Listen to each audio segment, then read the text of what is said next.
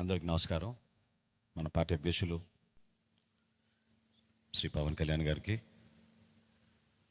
జనసేన శాసనసభ్యులుగా మీరందరూ కూడా ప్రజల పక్షాన్ని నిలబడి పార్టీ ప్రతినిధిగా ఎన్నికైనందుకు మిమ్మల్ని కూడా మొట్టమొదటి శాసనసభ పక్ష సమావేశానికి మనందరం కూడా ఇంత గర్వంగా మంగళగిరిలో మన పార్టీ కార్యాలయంలో ప్రెసిడెంట్ గారి ఆధ్వర్యంలో ఈ విధంగా చేసుకోవడం నిజంగానే పూర్వజనంలో మనం చేసుకున్న ఒక గొప్ప అదృష్టంగా మనం భావించి ప్రజలకి మరింత అంకిత భావంతో, నిండు మనసుతోటి, బాధ్యతతోటి మనందరం కూడా చేయాల్సిన అనేక కార్యక్రమాల గురించి, వీటన్నిటికన్నా పార్టీతోటి చేసే ప్రయాణంలో చిత్తశుద్ధి, నిబద్ధత మన పార్టీ అధ్యక్షులు గారికి అన్ని విధాలుగా ఎల్లప్పుడూ అండగా నిలబడే విధంగా మనందరం కూడా ఆంధ్ర ప్రజలు చూసి గర్వపడే విధంగా మనం కష్టపడి పనిచేయాలని మనస్ఫూర్తిగా నేను కోరుకుంటూ, ఈరోజు శాసనసభ పక్ష నేతగా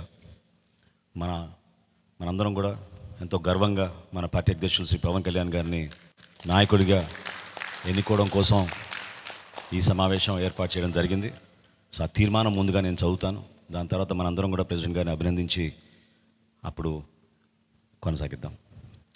తీర్మానం: ఆంధ్రప్రదేశ్ సభకు జనసేన తరఫున ఎన్నికైన మేము జూన్ 11, 2024 సమావేశమై శ్రీ కొనిదెల పవన్ కళ్యాణ్ గారిని గర్వంగా జనసేన పార్టీ శాసనసభ పక్ష నాయకునిగా ఏకగ్రీవంగా ఎన్నుకుంటున్నాం. మీరందరూ కూడా I think you should give a rousing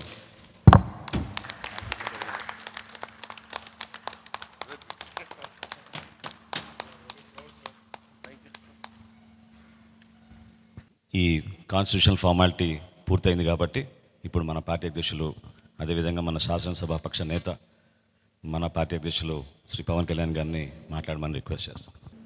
ఇప్పుడు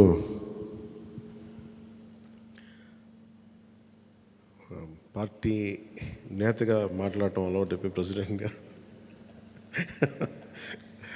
మన శాసనసభ పక్ష నాయకుడిగా మాట్లాడాలంటే కొత్తగా ఉంది.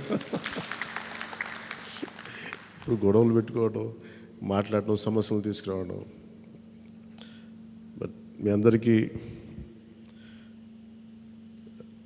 అపూర్వమైన మెజారిటీలతోటి ఘన విజయం సాధించిన మీ అందరికీ, ప్రతి ఒక్కరికి పేరు పేరున నా హృదయపూర్వక అభినందనలు, ధన్యవాదాలు. ఈ సందర్భంలో I want to share few things. చాలా ఒంటరి ప్రయాణం చేశాం. జాతీయ స్థాయి నాయకులు కూడా ఢిల్లీలో వాళ్ళు అడుగుతుంది ఏంటంటే, నువ్వు ఎలా పార్టీ నడిపావు?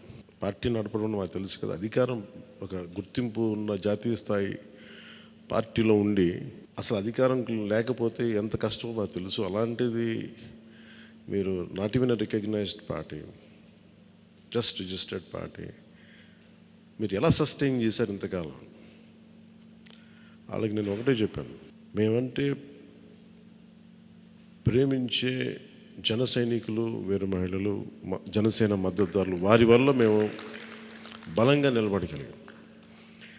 ఒక తీర్మానం నా సైడ్ నుంచి ఏంటంటే, ఈ ఘన విజయానికి కారకులైన, అంటే దశాబ్దంగా అన్ని ఒడిదుడుకుల్ని ఎదుర్కొంటూ దెబ్బతింటూ క్షేత్రస్థాయిలో అన్ని రకాలుగా ఇబ్బందులు పడుతూ మనకి మద్దతు ఇచ్చిన జన సైనికులకి, వీర మహిళలకి, జనసేన నాయకులందరికీ కూడా వారికి నా మనస్ఫూర్తిగా నా అభినందనలు తెలియజేస్తూ ఉన్నాను. మీరు లేకపోతే ఈ రోజున ఈ విజయం ఉండేది కాదు. అలాగే ఈ విజయం అసలు మనం చేసిన పోరాటానికి ముగ్ధులై 2019లో తప్పు చేసాం, ఈసారి ఎట్టి పరిస్థితుల్లో మేము తప్పు చేయమని ప్రతి ఒక్కరూ ఒక 100 మందిలో కలిస్తే 100 మంది చెప్పేవాళ్ళు, ఒకళ్ళు కలిస్తే ఒకళ్ళు చెప్పేవాళ్ళు, ఏ మూలకెళ్ళి చెప్పేవాళ్ళు. ఈ రోజున మనందరికీ కూడా ఇంత భారీ మెజారిటీలు వచ్చినాయి అంటే మనల్ని నమ్మిన ప్రజలందరికీ హృదయపూర్వకంగా మన ఈ మీటింగ్ తరపు నుంచి నేను వారికి నా కృతజ్ఞతలు, అభినందనలు తెలియజేస్తున్నాను. మనకి వీ హ్యావ్ గ్రేట్ రెస్పాన్సిబిలిటీ. అంటే నేను మొన్నదాకా మాట్లాడుతున్నప్పుడు అదొక పొలిటికల్ రెటారిక్ అనిపించుకోవచ్చు, but I believed in that and I believe in it. అంటే we have to bring back accountability and politics. జవాబుదారీతనం తిరిగి రాజకీయాల్లోకి తీసుకురావాలని. గొడవ పెట్టుకునేటప్పుడు, అంటే మనోహర్ గారు మేము చాలాసార్లు మాట్లాడుకున్నప్పుడు, cooperation and confrontation is a part of democracy.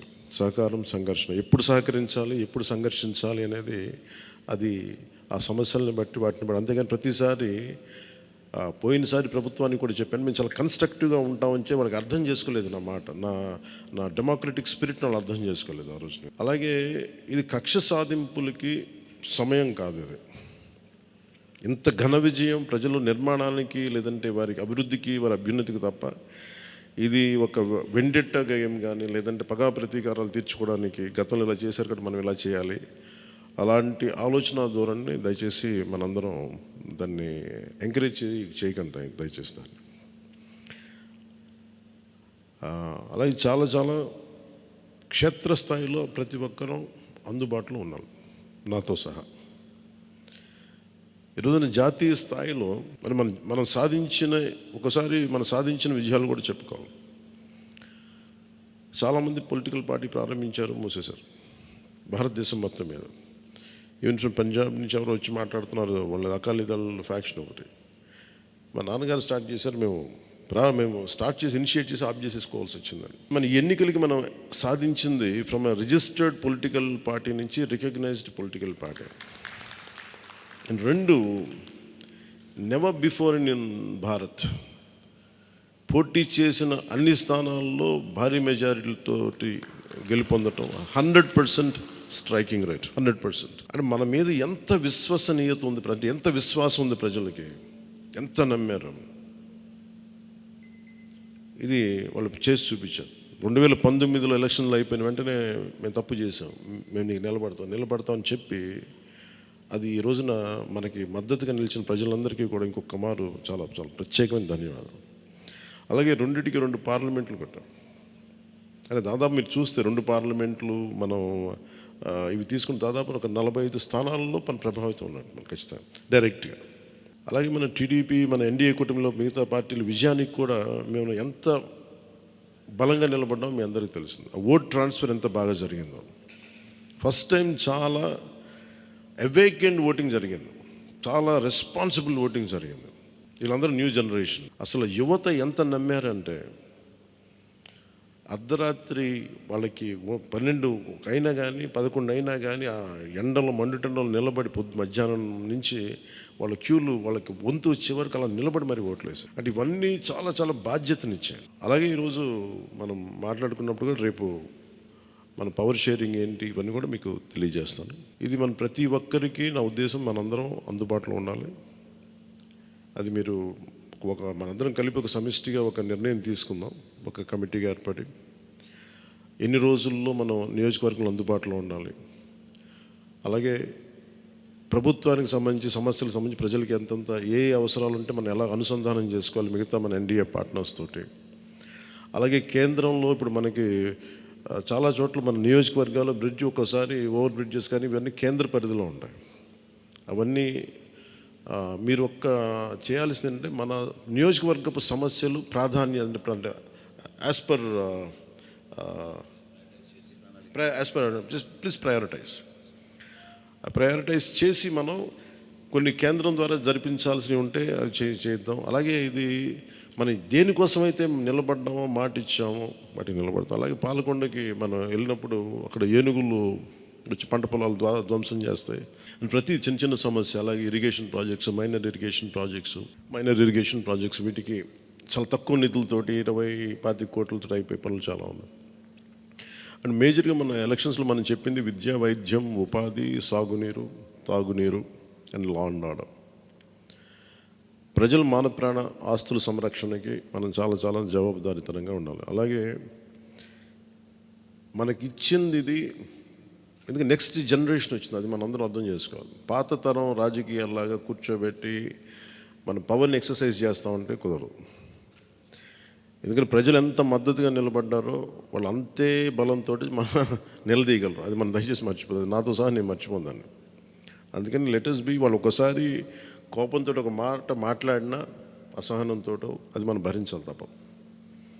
అలాగే విమర్శించేటప్పుడు కూడా దయచేసి అది పర్సనల్ అటాక్స్ ఎవరికి కలగండి. వాళ్ళని మీరు చూశారు కదా, పోయినసారి ఆయన గత ప్రభుత్వాన్ని హ్యాండిల్ చేసిన ముఖ్యమంత్రి గారు ఎన్ని మాట్లాడి నేను ఎందుకు స్పందించలేదు వ్యక్తిగతంగా అంటే అది ఆ ప్రెసిడెంట్ ఆపేద్దామని మనం ఎక్కడ చేయాలి. అలాగే పార్టీ ఒకటి మనందరం చేయాల్సింది ఒకటి టైమ్స్, ఒకటి పంక్చువాలిటీ, సరైన సమయానికి రావడం. మీరు కావాలంటే గంట ముందు రండి. నైట్ 1:30, 2:30 అని పడుకునేటప్పటికి. ఎందుకంటే ఇది మనం 5 సంవత్సరాల కాలాన్ని ఎంత సద్వినియోగం చేసుకోగలం దాని మీద ఆధారపడి ఉంటుంది భవిష్యత్తు. దయచేసి మనందరం నియమావళిని పాటిద్దాం. కొంత మనలో కూడా మనం వన్స్ ఇన్ ఎ వైల్ మనందరం కూర్చొని మేబీ ఓవర్ లంచ్, ఒక ఈవినింగ్ ఒక చాయ్ పే చర్చ లాగా ఏమేం చేయాలి. అలాగే మనం కూడా కొంత కలుపుగోలుతనం చూపించాలి మిగతా పార్టీలు, మన ఎన్డీఏ కానీ బీజేపీ, మన ఎన్డీఏ పార్ట్నర్స్ అందరికీ కూడా. అంటే మనం ప్రత్యేకించి మనం ఎక్స్క్లూజివ్గా ఉండకుండా అందరితో మమేకం అవ్వాలి. At the same time not losing our identity. అందుకని ఇవన్నీ దృష్టిలో పెట్టుకొని ఇప్పుడు మనం ఢిల్లీలో మనం చేసినట్టుగా మన ప్రధానమంత్రి గారి పేరుని నన్ను కూడా ప్రతిపాదించినట్టుగా ఈ రోజున రాష్ట్ర ఎన్డీఏ నాయకులు మనం ఎన్నుకోవాలి. మీ అందరికీ ఇంకొక మారు ధన్యవాదాలు తెలుపుకుంటాం. Thank you. జై హింద్.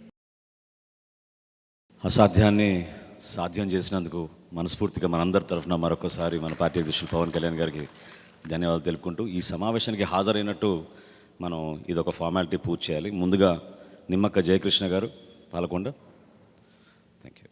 అదేవిధంగా లోకం మాధవి గారు నెల్లిమర్ల, వంశీకృష్ణ శ్రీనివాస్ గారు విశాఖపట్నం నుంచి, కొంతాల రామకృష్ణ గారు అనకాపల్లి నుంచి, పంచకల రమేష్ బాబు గారు పెందుర్తి నుంచి, సుందరపు విజయ్ కుమార్ గారు, నానాజీ గారు, వెంకటేశ్వరరావు గారు, దేవ వరప్రసాద్ గారు, శ్రీ గిడ్డి సత్యనారాయణ గారు, శ్రీ బత్తుల బలరామకృష్ణ గారు, శ్రీ కందుల దుర్గేష్ గారు, శ్రీ నాయకర్ గారు, శ్రీ రామాంజనేయులు గారు, శ్రీ బోల్సెట్ శ్రీను గారు,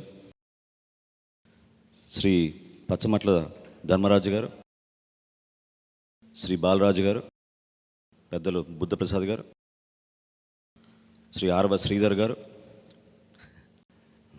ఆర్వ శ్రీనివాసులు గారు.